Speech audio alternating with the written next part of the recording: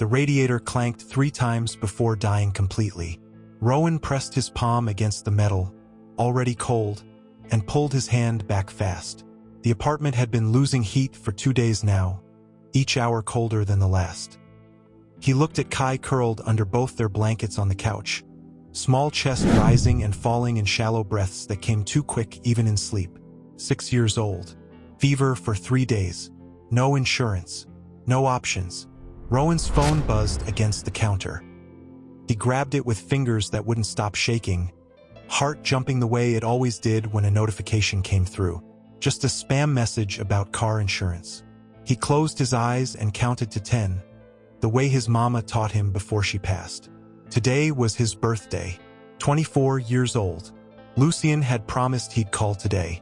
The eviction notice sat on the table where he'd left it this morning. Bright orange paper screaming 48 hours in bold letters. Rowan had read it so many times the words didn't mean anything anymore. Just shapes. Just noise. Behind it sat the last can of soup in the cabinet, chicken noodle, the cheap kind that was mostly water. He'd already decided Kai would eat it for dinner. His own stomach had stopped hurting 2 days ago, gone numb the way things do when you ignore them long enough. He picked up his phone again, scrolled to Lucien's contact.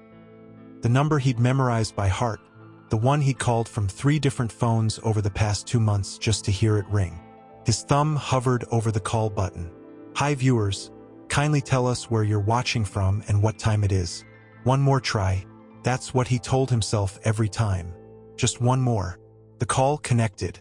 Silence. Not ringing. Not voicemail. Just that flat digital nothing that meant one thing. Blocked. Rowan stared at the screen. Checked the number. Redialed. Same silence. He tried from the browser, masking his number. Straight to voicemail. Lucien's voice smooth and professional, asking callers to leave a message. His hands started shaking harder. Behind him, Kai coughed, a wet sound that rattled in his small chest. Rowan shoved the phone in his pocket and moved to the couch, placing his hand on his brother's forehead. Still burning, hotter than this morning. Kai's eyes opened halfway, unfocused. Is he coming? Shoo, go back to sleep. You said maybe today, because it's your birthday. Rowan's throat closed. He smoothed Kai's hair back, the curls damp with sweat. I know, baby. I know. I made you something. Kai's hand emerged from under the blanket, clutching a folded piece of paper, edges worn like he'd been holding it for hours. Drew it yesterday, before I got sick again. Rowan unfolded it carefully. A crayon drawing, 2 stick figures holding hands under a yellow sun. One tall, one small. At the top in crooked letters, Happy birthday, Rowan, you're the best. Something cracked in his chest. It's perfect, he whispered. Kai smiled, eyes already closing again. Love you. Love you too. Rowan stayed there until Kai's breathing evened out, then stood and walked to the window. Outside, the city moved like it always did. Cars honking, people rushing, the world spinning on while his fell apart in a 4th-floor walk-up with no heat. His phone buzzed again. This time, a delivery notification. Package delivered to building entrance. No sender name, no tracking details, just a timestamp. 9:14 a.m., the exact minute he'd tried calling Lucien the first time this morning. Rowan's stomach dropped. He looked at Kai, still sleeping, then at the door. The building entrance was 4 flights down, and he hadn't eaten since yesterday. His legs felt weak just thinking about the stairs. But something in his gut twisted, that animal instinct that knows when the trap is about to spring. He grabbed his jacket, the thin one with the broken zipper, and paused at the door. Looked back at Kai one more time. His baby brother, the only family he had left, burning up with fever while Rowan chased ghosts. The stairs blurred together. By the 2nd floor, his vision started spotting. He gripped the railing and kept moving, each step deliberate. Counted. 48 stairs total. He knew because he'd counted them every day for 2 years. The package sat on the front desk, small black box with no markings. The building super, Mr. Chun, watched him from behind the glass. That came for you about 9 this morning, Mr. Chun said. Fancy courier. Black car. Didn't say nothing, just left it. Rowan picked up the box. Light. Almost empty. No return address. No label except his name in silver lettering he recognized immediately. Lucien's handwriting. His hands shook so hard he almost dropped it. You okay, Rowan? Mr. Chen's voice seemed far away. You don't look good. I'm fine. He wasn't fine. The hallway tilted. He steadied himself against the wall, tucking the box under his arm. For flights back up. He could do this. He had to do this. By the third floor, his knees buckled. He caught himself on the railing, breathing hard, tasting copper. The box slipped from his grip and tumbled down 3 steps before stopping.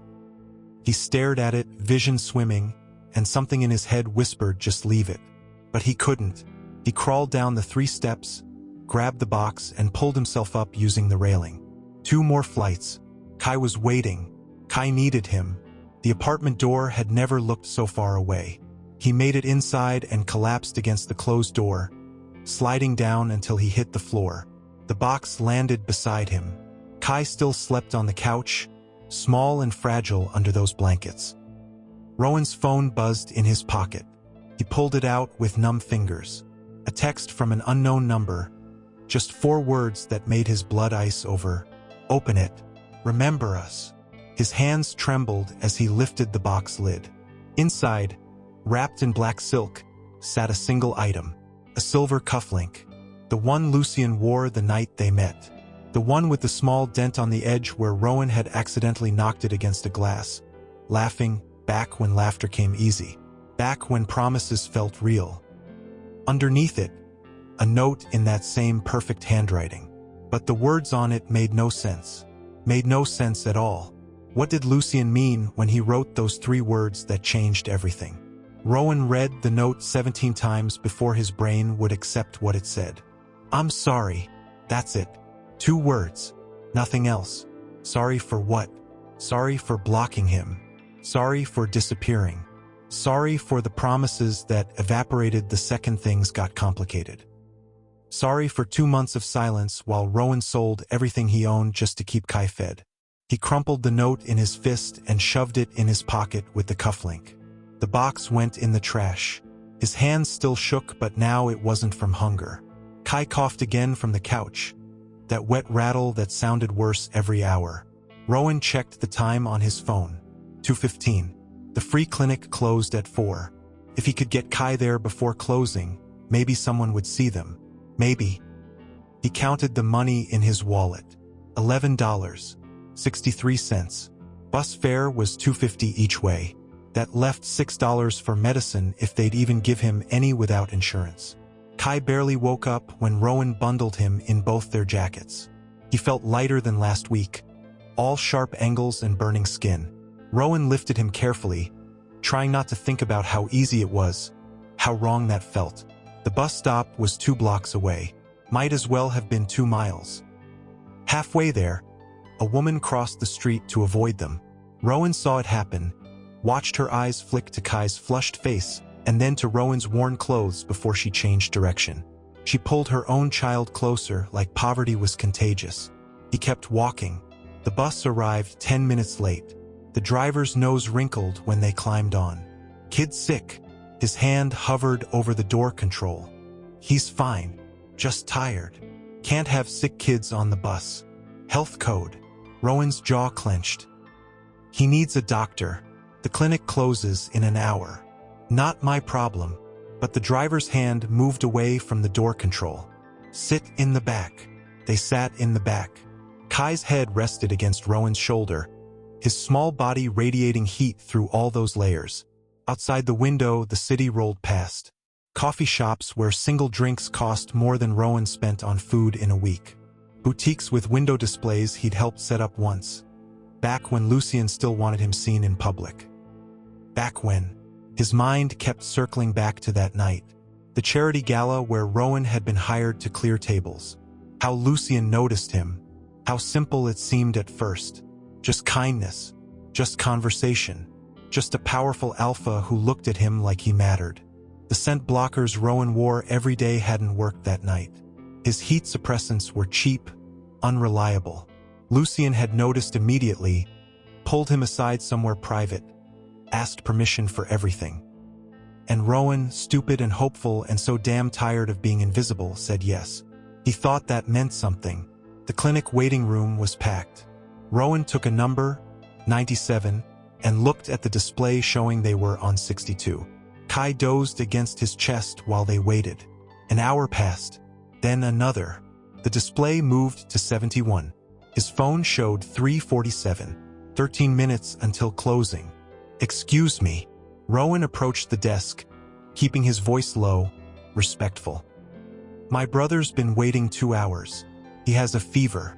Could someone just—" "We're seeing people in order." The receptionist didn't look up from her computer. "Number 97 will be called when we get there. But you close at 4. Then come back tomorrow. He needs help now." Finally, she looked at him. Her eyes cataloged everything in 3 seconds.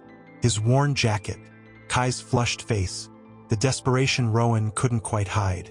"Do you have insurance?" "No, but—" "Payment up front. Minimum $150 for examination." Rowan's heart sank. "I have $11. Then we can't see you." She turned back to her screen. "Next." Behind him, someone sighed loudly. Rowan didn't move. "Please." He's 6 years old. He's been sick for 3 days. "I just need someone to look at him." "Sir, you're holding up the line." "I'm begging you." "Security." 2 words that made his blood freeze. A guard appeared from nowhere, hand already reaching for Rowan's arm. He stepped back fast, pulling Kai closer. "We're leaving." Outside, the cold hit like a fist. Kai whimpered against his neck. "I know, baby. I know." The pawn shop was 6 blocks east. Rowan walked it in a daze, Kai's weight becoming heavier with each step. Inside, fluorescent lights buzzed over rows of guitars and jewelry and desperation. The owner barely glanced at the silver cufflink. $20. It's worth at least 200. Look at the craftsmanship. 20. Take it or leave it. Rowan thought about arguing. Thought about explaining how Lucian had these custom made, how each one cost more than this man probably made in a month. But what was the point? Money only mattered when people decided it did. Fine. $23 total now. Enough for medicine maybe, if the pharmacy would sell to him, if he could figure out what Kai even needed. The walk back to the bus stop blurred together. His vision kept spotting. When was the last time he ate? Yesterday morning. Toast. Half a slice because Kai wanted the rest. Someone bumped into him on the sidewalk. Rowan stumbled, caught himself, kept walking. Kai's breathing sounded wrong, too fast and too shallow at the same time. "Stay with me," Rowan whispered. "Please stay with me." The bus stop bench was full. He stood, swaying slightly, while Kai burned against his chest. Above them, the sky had gone that gray color that meant snow later. His jacket wasn't warm enough. Neither was Kai's. Nothing they had was enough. A memory hit him sudden and sharp. Last winter, when things were different. Lucian's penthouse, all floor-to-ceiling windows and heated marble floors. Kai laughing as Rowan chased him through rooms bigger than their entire apartment. Lucian watching from the doorway, something soft in his eyes that Rowan had mistaken for permanence. "He can't stay here," Lucian had said later, when Kai was asleep in the guest room. "People are starting to talk. He's 6 years old. Where's he supposed to go?" "That's not my responsibility, Rowan." "I thought." "You thought what? That this was permanent? That I'd throw away everything I built for?" Lucian stopped, breathed, started over in that controlled voice he used during business calls. This was never going to work long-term. You knew that. Rowan hadn't known that. Hadn't known anything except how it felt when Lucian touched him, looked at him, made him believe he was worth protecting. Turns out protection had terms and conditions. The bus arrived.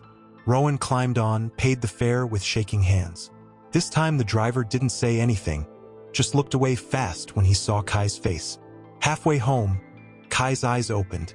"Ro, yeah, baby. Why doesn't he want us anymore?" Rowan's throat closed. I don't know. Did we do something wrong? No. No, you didn't do anything wrong. Then why? Kai's words cut off. His whole body went rigid. Rowan's heart stopped as Kai's eyes rolled back, small frame starting to shake. Kai! The seizure lasted maybe 30 seconds. Felt like 30 years. When it stopped, Kai went limp, unconscious. Rowan pressed 2 fingers to his neck, pulse racing, skin burning. Stop the bus. His voice came out raw. Stop the bus, I need. But before he could finish, his own vision blurred. The edges went dark. His legs buckled and he felt himself falling. Kai still clutched against his chest, protected even as the world went black, and the last thing he heard was someone screaming for help while the bus driver called 911, and everything Rowan had been holding together for 2 months finally shattered on the floor of a public bus at 4:30 on his birthday. Whose fault was it when someone fell apart, the person who broke or the one who stopped holding them together? White ceiling tiles. That's what Rowan saw when his eyes opened. Clean white tiles with those little dots, the expensive kind that absorb sound. Not the water-stained ones from the clinic. Not the cracked plaster from his apartment. His head felt stuffed with cotton. Something beeped steadily nearby. His mouth tasted like metal and fear. Kai! He tried to sit up. Hands pressed his shoulders back down, gentle but firm. Easy. Don't move too fast. A woman's voice, professional, warm. You fainted. You're at St. Caldera Medical. St. Caldera. Private hospital. The kind that had waiting rooms with leather chairs and fresh flowers. The kind that didn't see people like Rowan unless someone else was paying. Panic surged through his chest. My brother. Where's my brother? He was with me. He had a seizure. He's stable. Being examined now. The nurse came into view. Middle-aged black woman with kind eyes and scrubs that actually fit right. Fever of 104. We've started fluids and antibiotics. He's going to be okay. Rowan's breath came out shaky. I can't pay for this. Already covered. His stomach dropped. By who? The nurse's expression shifted. Something careful sliding behind her eyes. I'll let him explain. Him. Rowan knew before the door opened. Knew from the way the air in the room changed, like it always did when Lucien entered a space. That scent? Cedar and something darker. Expensive cologne covering the natural alpha musk that used to make Rowan's knees weak. Still did. His body didn't care that his heart was broken. Lucien Crown stepped through the door like he owned it. Probably did. Owned the whole damn hospital, probably. He looked exactly the same. Tall, broad-shouldered, dark skin perfect under the fluorescent lights. Suit that cost more than 3 months of Rowan's old rent. Hair cut sharp, fade precise. Everything about him controlled and deliberate. Everything except his eyes. Those landed on Rowan and something flickered there. Too fast to name. Leave us. His voice hadn't changed either. Deep, commanding, the kind of voice people obeyed without question. The nurse hesitated. Looked at Rowan. It's fine, Rowan heard himself say. She left. The door clicked shut. Suddenly the room felt too small. Lucien didn't come closer. Just stood there, 5 feet away, hands in his pockets. Studying Rowan the way he used to, like he was a puzzle that needed solving. You blocked my number. Rowan's voice came out steadier than he expected. This morning. My birthday. I know. That's it? You know? What do you want me to say, Rowan? How about why? How about where the hell you've been for 2 months while we... He stopped. Breathed. Started over. Kai needed medicine. I called you 17 times. I know. Lucien's jaw tightened. I got the messages. Something hot and vicious rose in Rowan's chest. You got them. Yes. And you did nothing. I sent money. To your account. 5,000. I don't have an account anymore. I closed it when the fees started eating what little I had left. Your money bounced back. Rowan sat up despite the dizziness. But you didn't check that, did you? Just sent it and assumed everything was handled. Lucien's expression didn't change. That same controlled mask he wore during business meetings, during arguments, during everything except those rare moments when they'd been alone and he'd let it drop. "How did you even know I was here?" Rowan asked. "The hospital flagged your name. I have alerts." "You have alerts?" "Yes." "For what? To make sure I don't embarrass you? Make sure I don't show up somewhere you might be seen with? To make sure you're safe." The words hit like a slap. Rowan laughed, bitter. "Safe, right? That's why you blocked my number. That's why you disappeared the second things got complicated." "Things were always complicated, Rowan." "No, they weren't. Not until you decided they were." Lucien moved then, just 2 steps closer, but it closed the distance enough that Rowan could see the exhaustion under that perfect exterior. The tension in his shoulders. The way his hand flexed once before going still. "You don't understand the position I'm in." "Then explain it." "I can't. Can't or won't." Lucien's eyes flashed. "Both." They stared at each other. The machines beeped. Outside the door, footsteps passed.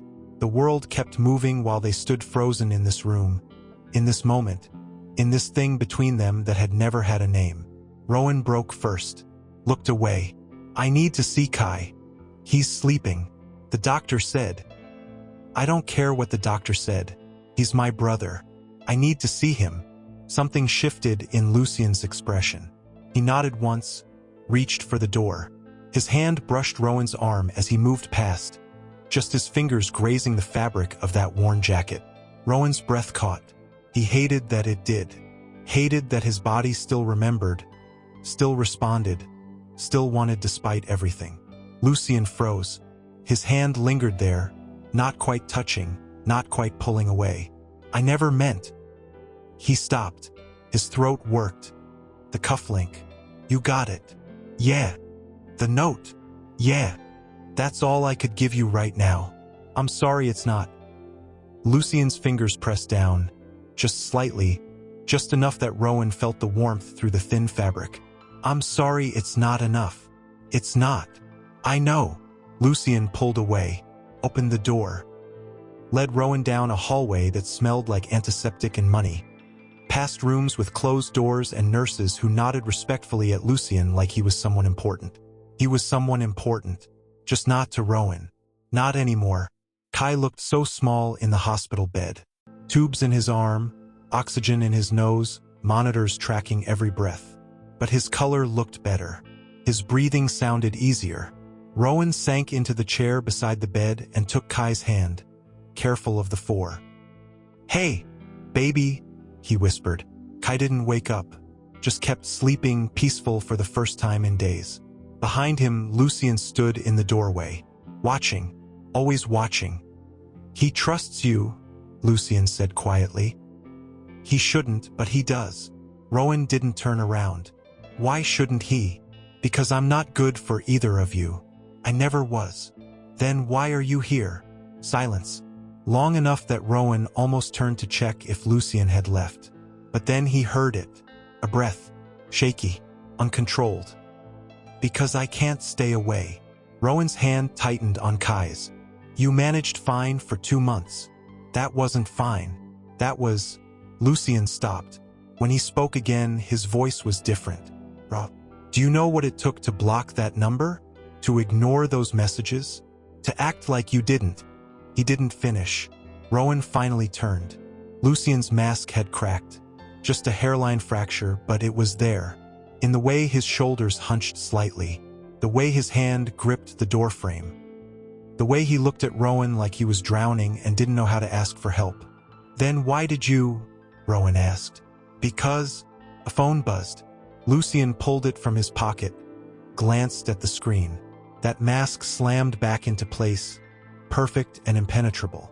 "I have to take this." "Of course you do." Lucien hesitated, looked at Kai, looked at Rowan.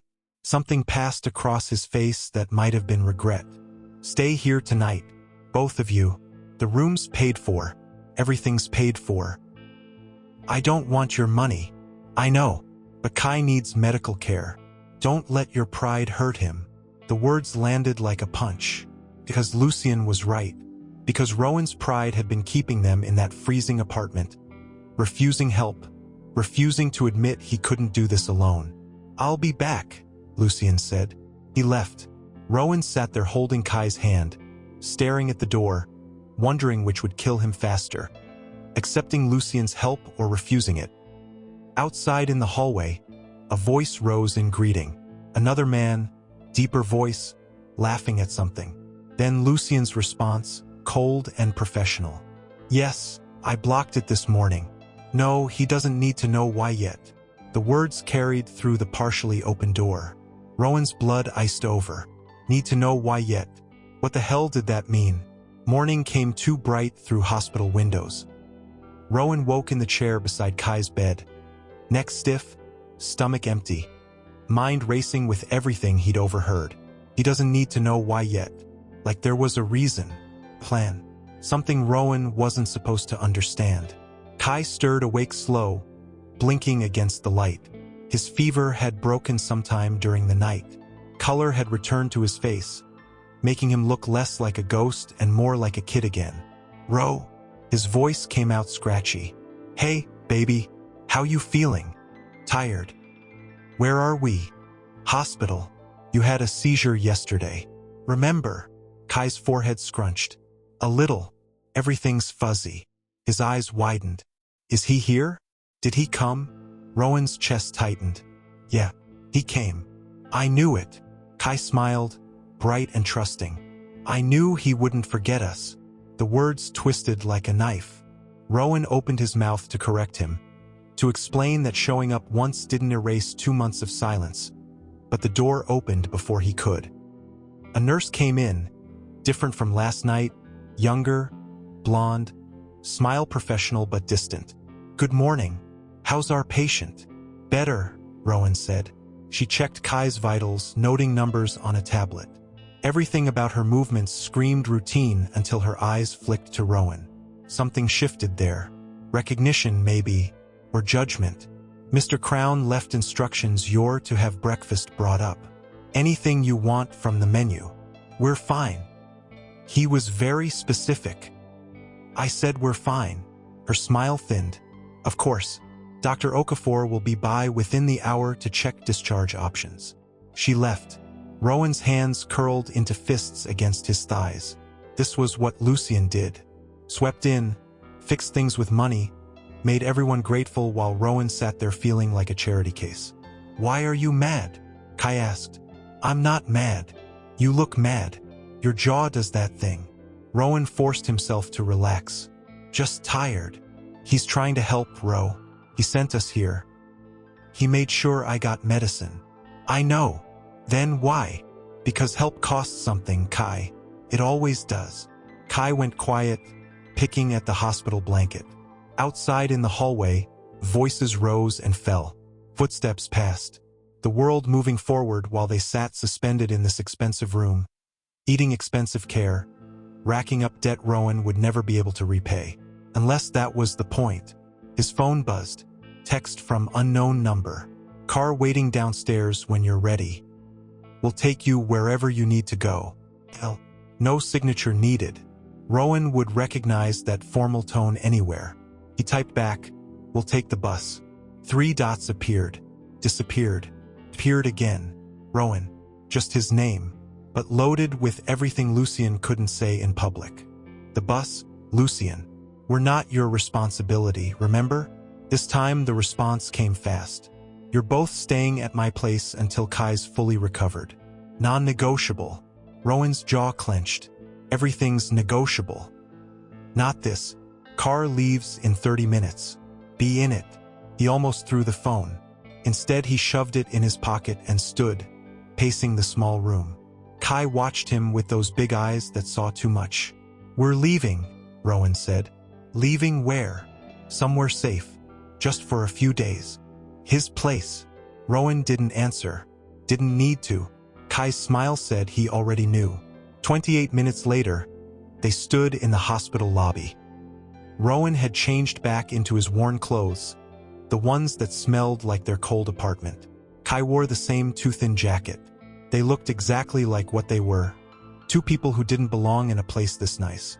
The black car idled at the curb. Driver in a suit, expression neutral. He opened the rear door without a word. Rowan hesitated. This was the moment. Get in the car. Accept Lucien's help. Step back into that world of conditional protection. Or walk away. Take the bus. Figure it out alone like he'd been doing. Kai's hand slipped into his. Please, Ro. Just for a little while. Until I'm better. The exhaustion in his voice made the decision. They got in. The car smelled like leather and pine. Warm air blasted from the vents. Kai sank into the seat with a sigh, his small body relaxing for the first time in days. Rowan stared out the window as the hospital disappeared behind them, replaced by city blocks that got progressively nicer. The penthouse hadn't changed. Same floor-to-ceiling windows overlooking the river. Same marble floors that reflected light like water. Same furniture that looked expensive because it was. Same everything. Like the past 2 months had been a dream and Rowan had never left. Except he had left. Been asked to leave. Told to leave. However Lucien wanted to phrase it. Wow, Kai breathed. I forgot how big it is. The housekeeper appeared, older woman named Miss Patricia who'd always been kind. She smiled when she saw Kai. Look at you, baby. All grown up. Her eyes shifted to Rowan. Something soft there. Good to see you both. Your rooms are ready. Mr. Crown said to make yourselves comfortable. Where is he? Rowan asked. Office. Said he'd be back this evening. Of course. Business as usual. Some things never changed. Ms. Patricia showed them to the guest wing. 2 rooms, connected by a bathroom. Everything pristine and untouched. Kai's room had been set up like a kid's paradise. Toys, books, a TV bigger than their apartment wall. Rowan's room was simpler, clean, impersonal. There's food in the kitchen whenever you're hungry, Miss Patricia said. And Mr. Crown wanted me to give you this. She handed Rowan a black credit card. His name embossed on it in silver. No limit. His words. Rowan stared at the card like it might bite him. I don't want this. Take it anyway. For Kai. Always for Kai. Like that made it better. Like using his baby brother as justification somehow cleansed the transaction. He took the card. Ms. Patricia left them alone. Kai immediately started exploring, exclaiming over every new discovery.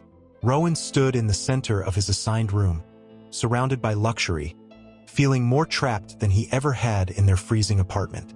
His phone buzzed. Comfortable? Rowan's jaw clenched. Why am I here, Lucien? Because you need help.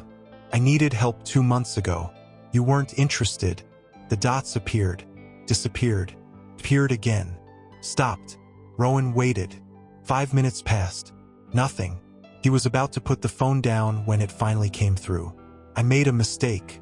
3 words that meant nothing and everything. Which mistake? There's so many to choose from. All of them. Rowan's chest tightened. He wanted to throw the phone. Wanted to scream. Wanted to demand answers, explanations, something that made sense of why Lucien would push them away just to pull them back. Why now? Why today? Because I can't do this anymore. Can't do what?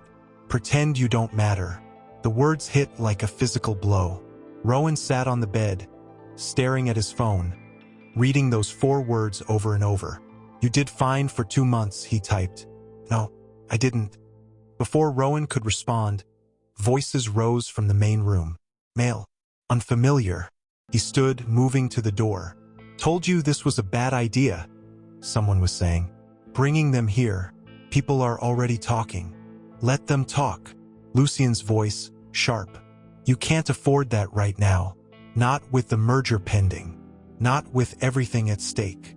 I don't care. You should. This Omega, he's... Watch your next words very carefully, Marcus. Silence. Tense. Dangerous. Then Marcus, quieter. I'm trying to protect you. By telling me to abandon them again? That's not protection. It's survival. You know what happens if the board finds out? If your father finds out? My father can go to hell. Lucien, I'm done with this conversation. Footsteps. A door slamming. Then quiet. Rowan stood frozen, hand on the doorframe, mind racing. The merger. The board. Lucien's father. Pieces of a puzzle he'd never been allowed to see. Kai appeared beside him, tugging his sleeve. Ro? You okay? Yeah, baby. You sure? You look. The door opened across the hall. Lucien stood there, still in his suit, tie loosened, expression exhausted. His eyes found Rowan's across the space. They stared at each other, all the words from their texts hanging between them, waiting to be spoken out loud. But before either could say anything, Kai ran forward. You came back. He hugged Lucien around the waist, small arms barely reaching. Lucien froze, hands hovering like he'd forgotten how to accept affection. Then slowly, carefully, he lowered one hand to Kai's head. Hey, little man. Feeling better. So much better. This place is amazing. Can we stay forever? The question hung in the air. Lucien's eyes stayed on Rowan. We'll see, he said quietly. What had Lucien just chosen, them or everything he'd built without them? Night fell over the city in shades of orange and purple. Rowan stood at the floor-to-ceiling windows, watching lights blink on across the skyline, each one representing someone else's life, someone else's problems. From up here, 40 stories above street level, the world looked small, manageable, like you could control it with enough money and power. From up here, you couldn't hear people struggling. Behind him, Kai slept in the guest room, finally peaceful after days of fever and fear. Ms. Patricia had left hours ago. The penthouse sat quiet except for the ambient hum of expensive climate control, maintaining perfect temperature in every room. Rowan's phone showed 10:47 p.m. No messages since this afternoon. Lucien had disappeared into his office after that moment with Kai. Hadn't emerged since. Probably working, always working, building that empire he cared about more than footsteps on marble. Rowan didn't turn. Didn't need to. He'd memorized the sound of Lucien's walk years ago. Confident. Measured. The walk of someone who knew he owned every space he entered. Thought you'd be asleep, Lucien said. Can't sleep in strange beds. This isn't a strange bed. You've slept here before. That was different. How? Rowan finally looked at him. Lucien had changed into casual clothes, black sweats and a fitted t-shirt that showed the body he maintained like everything else in his life, with discipline and control. His feet were bare. Hair slightly mussed like he'd been running his hands through it. He looked human. Rowan hated that it made his chest ache. It's different because I'm not supposed to be here, Rowan said. You made that clear. Lucien moved closer, stopping a few feet away, close enough that Rowan could smell his scent again, that cedar and something else that used to mean safety. I was wrong. You keep saying that. Because it's true. Words are easy, Lucien. You've always been good with words. Then what do you want? Actions? Lucien gestured around them. You're here. Kai's getting treatment. Everything you need. I don't want your money. Then what do you want? The question hung between them. Rowan's throat tightened because he knew the answer. Had always known. But saying it out loud meant admitting things he'd spent 2 months trying to bury. I want to know why.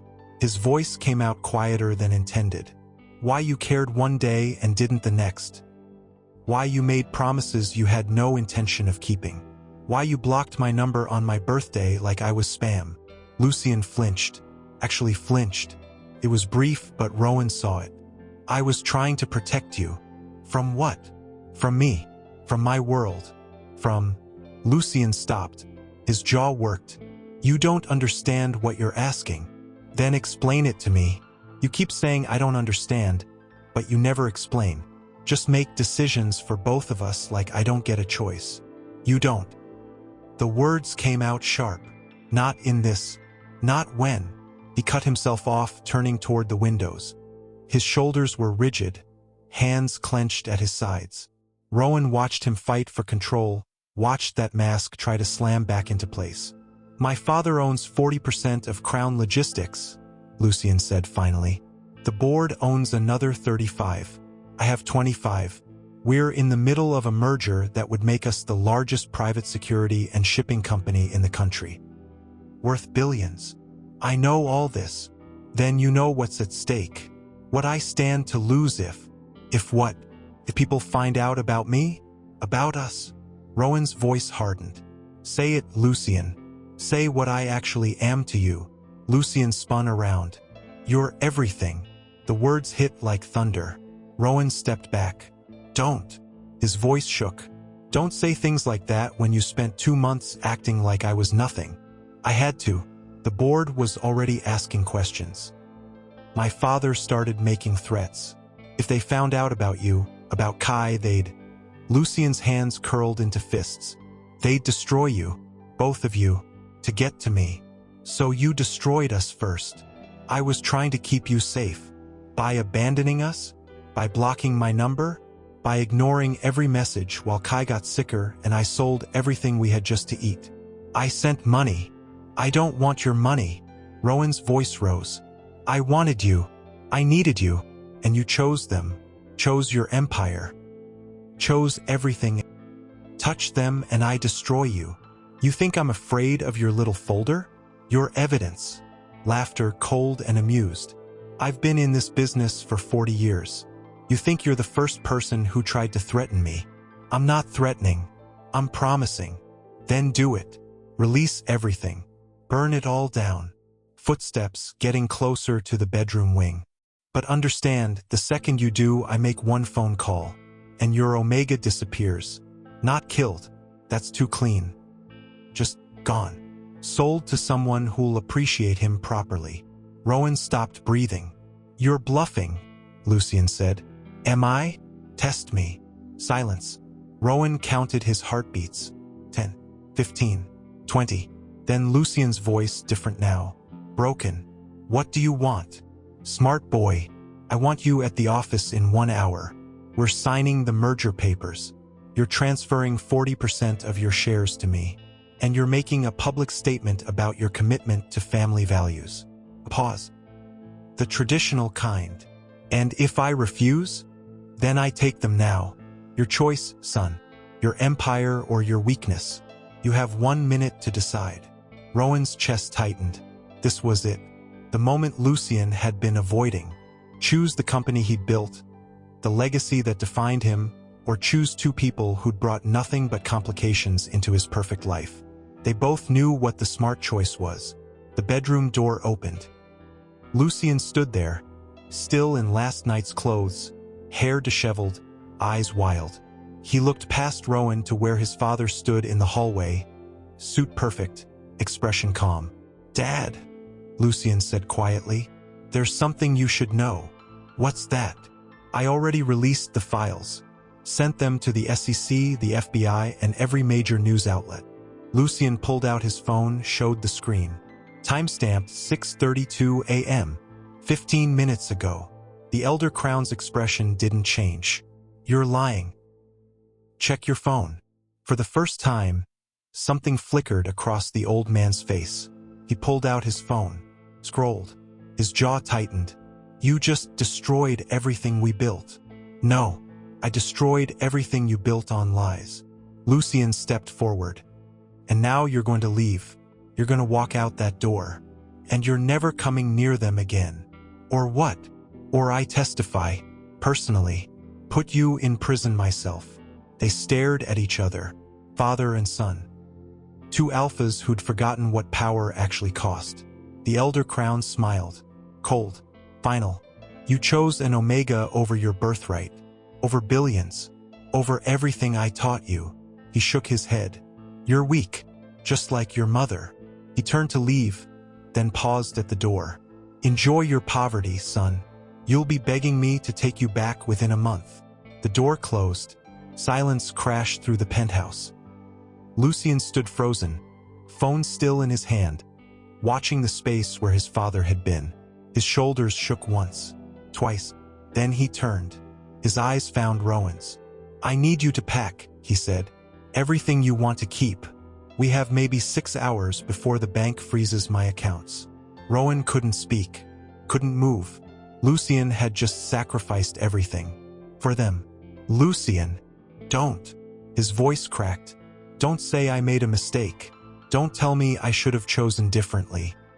Because I didn't. I chose exactly what I wanted.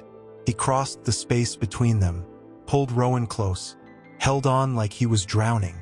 And maybe he was. But for the first time in 2 months, he wasn't drowning alone. Behind them, Kai watched with wide eyes, not quite understanding what had just happened. But Rowan understood. Lucien had burned his entire world down.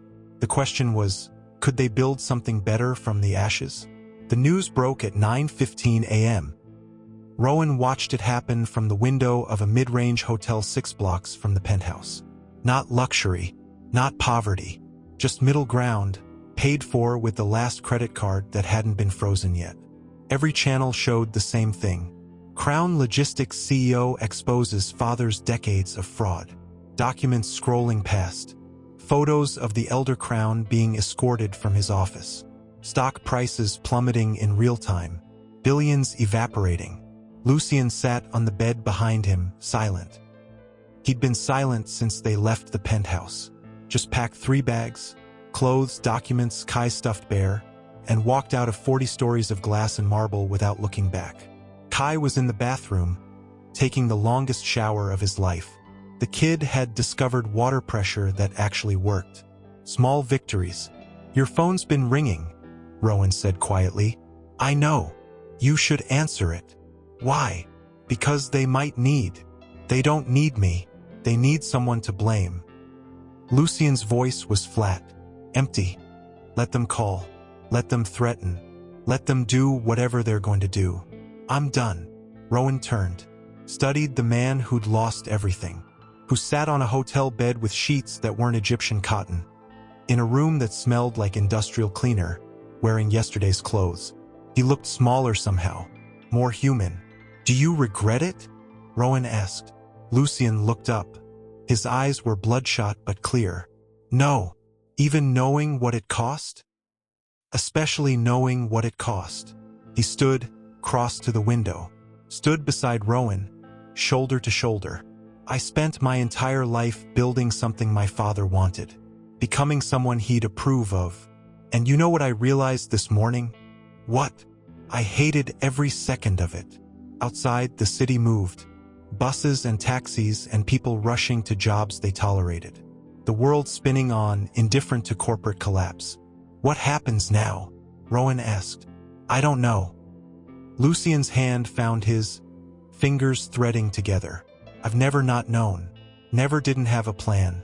But right now, I have no idea what comes next. That scare you? Terrifies me. Good. Rowan squeezed his hand.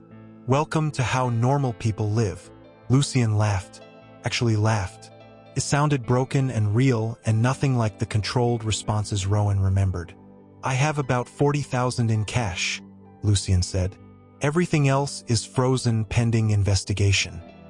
The penthouse, cars, accounts, all evidence now. 40,000 is more than I've ever had. It'll last maybe 6 months if we're careful. Then we'll figure out month 7 when we get there. Lucien looked at him, really looked, like he was seeing Rowan for the first time. How are you not angry? About what? About this.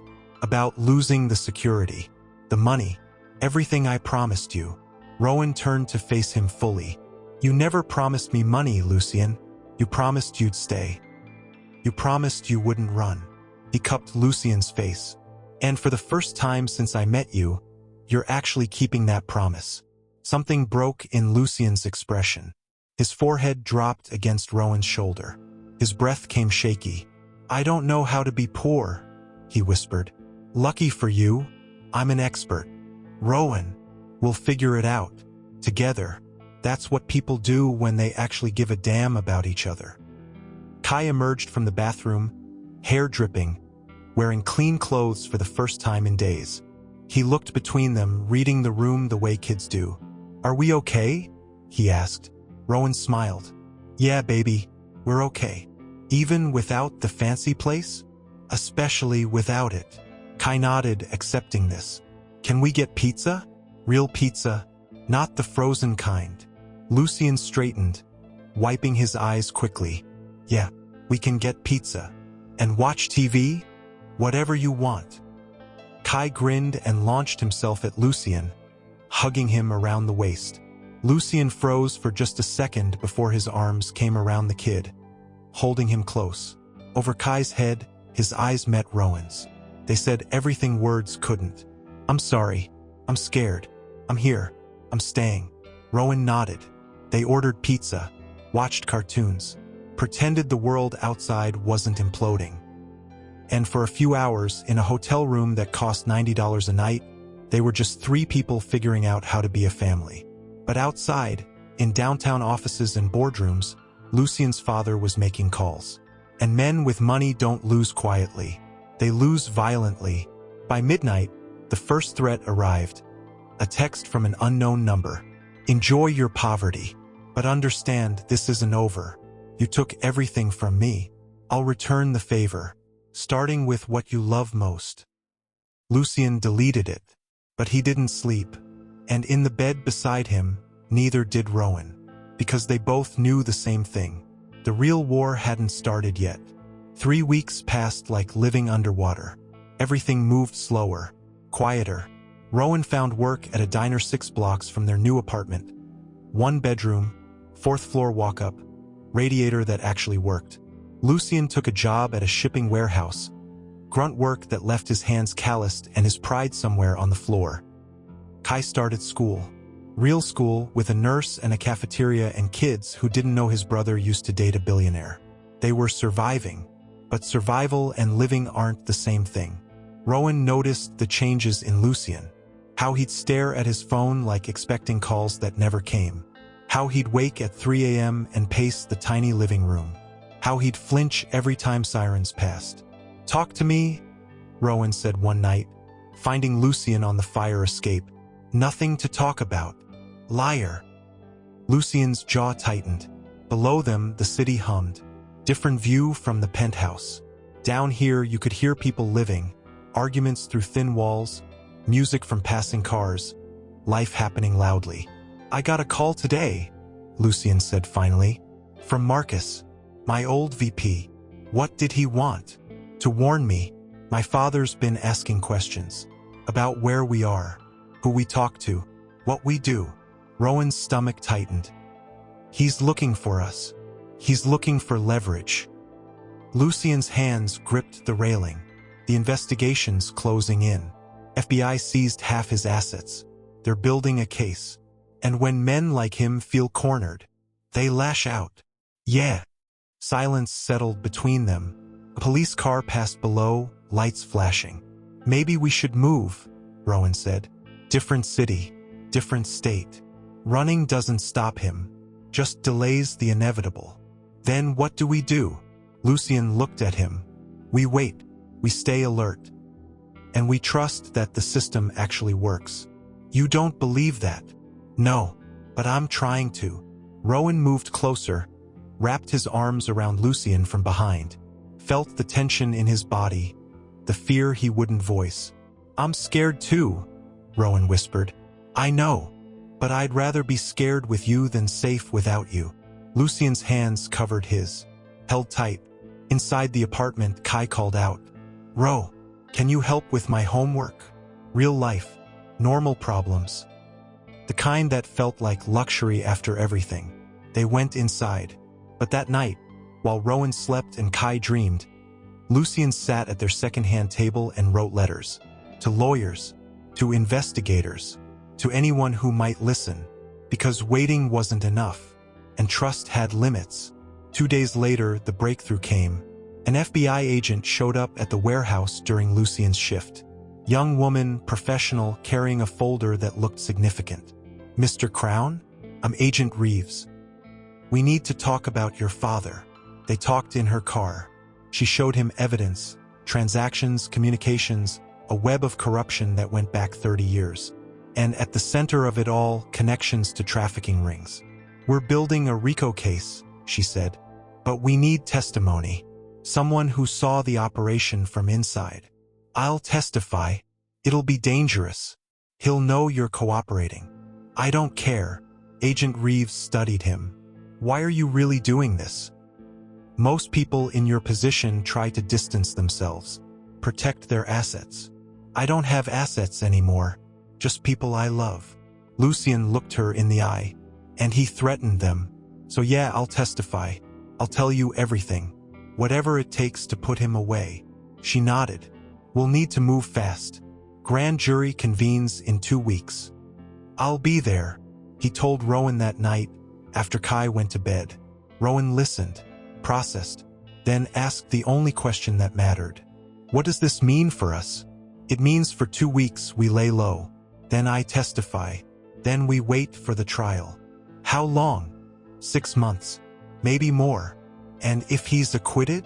Lucien's jaw set. He won't be. You don't know that. I know enough.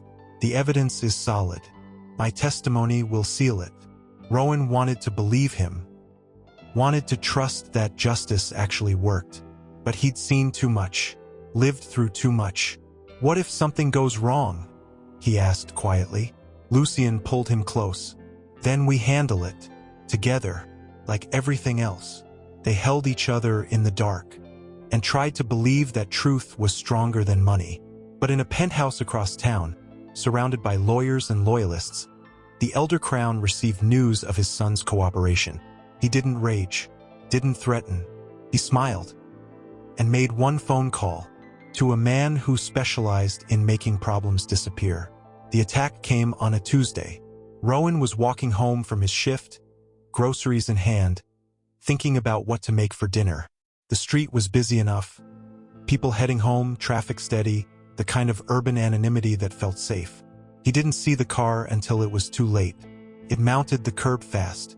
Rowan dropped the groceries and Dove left. The vehicle missed him by inches, close enough that he felt the heat from the engine. His shoulder hit concrete. Pain exploded through his arm. The car stopped. 2 men got out. Rowan's training kicked in, the survival instincts you develop when you're vulnerable. He scrambled up, started running. Behind him, footsteps pounded. Help! His voice came out raw. Someone help! But people looked away. Always did. Getting involved meant risk, and risk wasn't worth it for a stranger.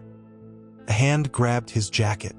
Rowan spun, elbow connecting with something soft. A grunt. The grip loosened. He ran harder. His phone was in his pocket. He yanked it out, fingers shaking, and hit Lucien's number. 1 ring. 2. Rowan. They found me. His breath came in gasps. 2 men. Car.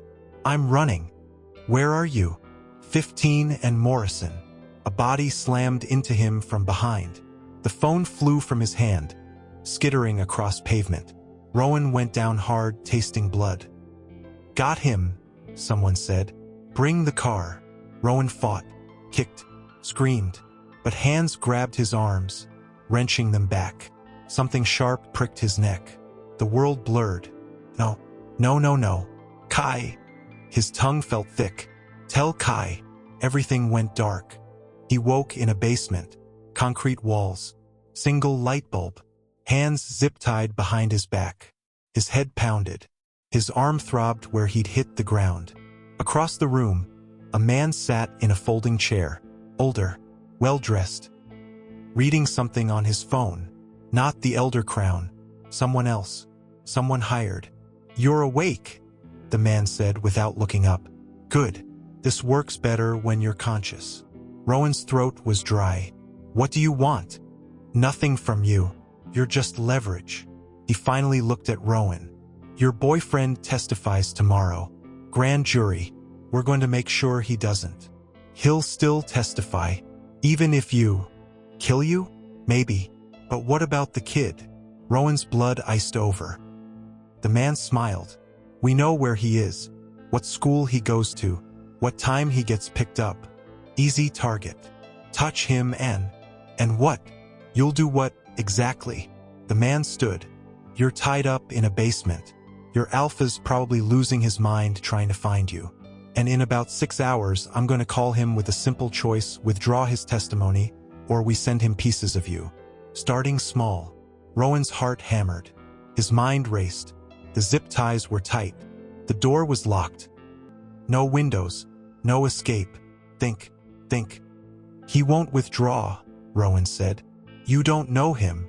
I know everyone has a breaking point. We'll find his. The man's phone rang. He answered it, speaking in low tones. Rowan couldn't make out the words, but he could make out the sound above him. Footsteps. Multiple. Moving fast. The man heard it too. His expression changed. We've got company. Move the package. The door exploded inward. Bodies poured through. Tactical gear. Weapons drawn. And leading them, Lucian. He looked feral. Dangerous. Nothing like the controlled businessman Rowan used to know. On the ground. Now. The man reached for something, a gun, a phone, didn't matter. Lucian moved faster. Slammed him against the wall, forearm across his throat. Where is he? Behind you, Agent Reeves said. Lucian turned. Saw Rowan. Something cracked in his expression. He was across the room in seconds, dropping to his knees, hands working the zip ties. I've got you. You're safe. I've got you. The ties snapped. Blood rushed back into Rowan's hands. He collapsed forward, and Lucian caught him, held him, shaking. How? Rowan's voice came out hoarse. Your phone. The call stayed connected. We traced it. Lucian pulled back just enough to check him over. Are you hurt? Did they? I'm okay. But Kai? Safe. Protected. I had agents pick him up the second I got your call. Around them, FBI agents secured the scene. The hired man was cuffed, read his rights, dragged out still sputtering threats. Agent Reeves approached. We got him, and his phone has messages directly from your father. Conspiracy, kidnapping, attempted murder. This just made the case even stronger. Lucian didn't respond, just held Rowan tighter. They stayed like that while the basement filled with people and evidence bags and the machinery of justice finally working the way it was supposed to. But Rowan knew the truth. This wasn't over. It wouldn't be over until Lucian testified, until the trial ended, until the Elder Crown was behind bars or dead. And maybe not even then, because some men's cruelty outlived them. Tomorrow, Lucian said quietly, reading his thoughts. I testify tomorrow. End this.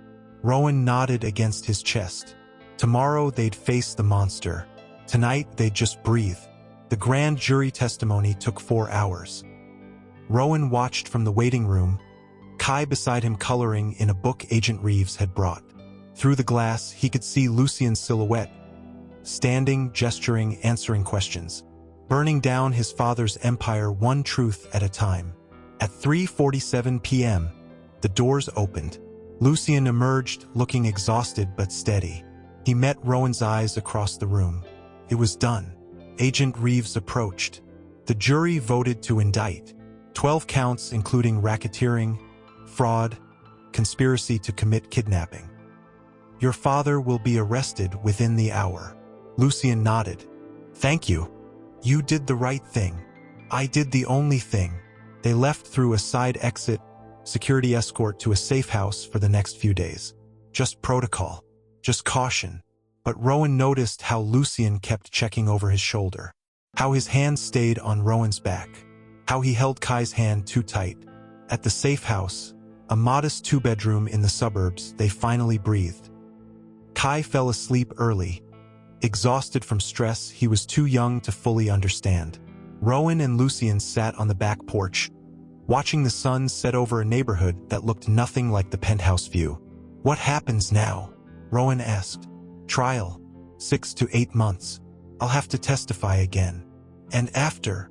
Lucian was quiet for a long moment. After I rebuild. Not the company. Not the empire. Just a life.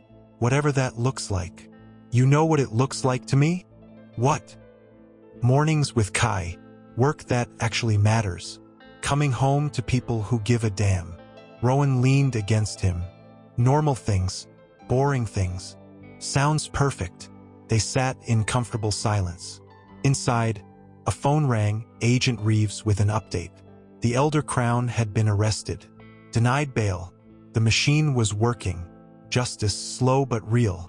I need to tell you something, Lucian said quietly. Rowan tensed. Okay. That morning, when I blocked your number. Lucien's voice was steady but soft. It was the hardest thing I've ever done. Harder than testifying. Harder than losing the company. Because I knew what it would do to you. Then why? Because I thought distance would protect you.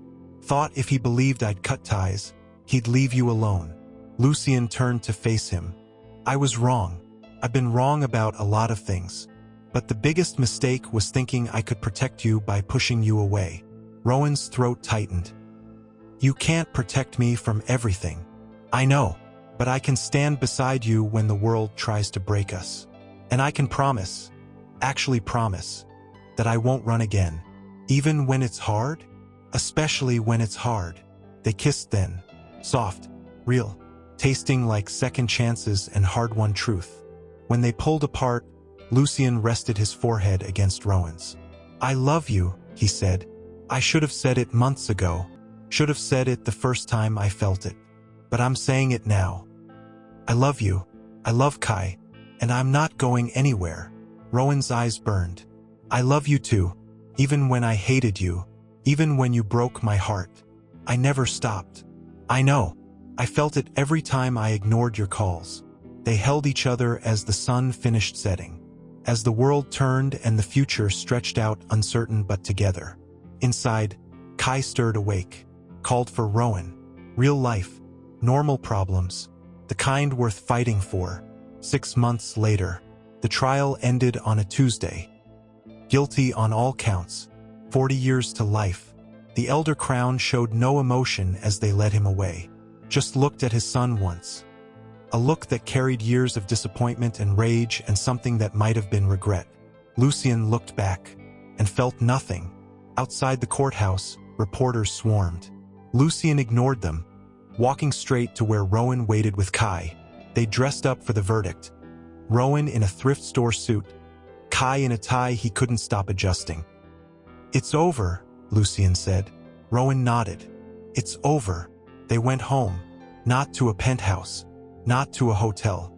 To their apartment, 2 bedrooms now, better neighborhood, radiator that worked most of the time. Home. That night, after Kai was asleep, Rowan found Lucien on their small balcony. What are you thinking about? He asked. Everything I lost. Everything I gained. Lucien pulled him close. Turns out the math works out in my favor. Yeah. He kissed the top of Rowan's head. I have you. I have Kai. I have work that doesn't make me hate myself. And I sleep through the night now. That's the bar? Sleeping? You'd be surprised how valuable that is. Rowan laughed. Real laughter. The kind that came easy now. I got offered a promotion, he said. Manager position at the diner. Better hours. Better pay. That's amazing. And I was thinking, maybe we could save up. Get a place with a yard. So Kai could have a dog. Lucien smiled. A dog. He's been asking. Then we'll get him a dog. They stood there, 2 people who'd lost everything and built something better from the ruins. Not perfect. Not easy. But real. And maybe that was the point. Power didn't equal happiness. Money didn't equal security. Control didn't equal peace. Sometimes the best thing you could do was let it all burn down. And build something honest from the ashes. Inside, Kai's voice called out. Nightmare. Needing comfort. They went to him together. Family. The only thing worth blocking the whole world for. The end. Epilogue 1 year later. Rowan's phone rang at 9:14 a.m. He smiled at the timestamp. Answered. Happy birthday. Lucien's voice came through, warm and present. You're literally in the next room. Doesn't matter. I'm calling anyway. Every year. Same time. To remind you. Remind me what? That you're loved. That you matter. That blocking you was the biggest mistake of my life. Rowan's chest tightened with the good kind of ache.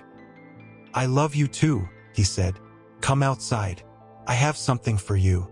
Rowan walked to the backyard of their new house. Small, suburban, perfect. Kai was there with a puppy, both covered in mud and joy, and Lucien stood beside them, holding a single cupcake with a candle. No silver cufflinks, no expensive gifts, just presents. just promises kept. Rowan closed his eyes, made a wish, and for the first time in years, believed it might actually come true. Because sometimes, when you lose everything, you find what actually matters. And sometimes, the best calls are the ones that never go to voicemail. ND.